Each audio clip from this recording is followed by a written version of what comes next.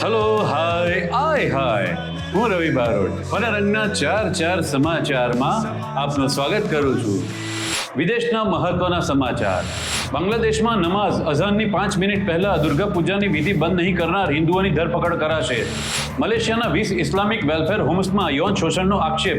પોલીસો 402 બાળકોને મુક્ત કરાવ્યા, 171ની ધરપકડ. અફઘાનિસ્તાનમાં પ્રેક્ટિસ માટે 39 લોકોને મારી નાખનાર ઓસ્ટ્રેલિયન સૈનિકોના મેડલ છીનવી લેવાશે. મસ્કની કંપની સ્પેસ એક્સનું પોલારિસ ડોન મિશનમાં 2 એસ્ટ્રોનોટે પૃથ્વીથી 700 કિલોમીટર ઉપર સ્પેસ વોક કર્યું.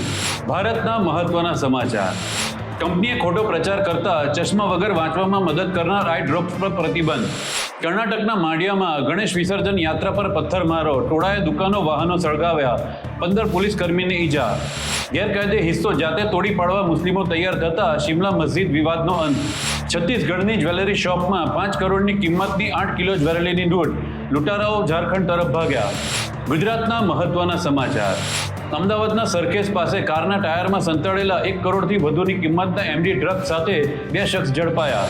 સુરતમાં પત્નીની ડિલિવરી માટે પૈસા ન હોવાથી ભાણિયાના ઘરમાંથી 5 લાખ રોકડા અને 25 તોલા દાગીના ચોરનાર મામાની ધરપકડ. રાજકોટના એસ્ટેટ બ્રોકર સાથે 3 કરોડની છેતરપિંડી કેસમાં વડતાલ સંપ્રદાયના 4 સ્વામી સામે લુકઆઉટ નોટિસ જાહેર.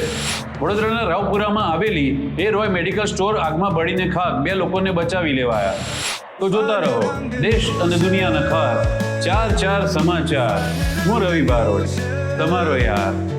આગળનું તો ખબર જ છે ને. પછી મજા કરો ને.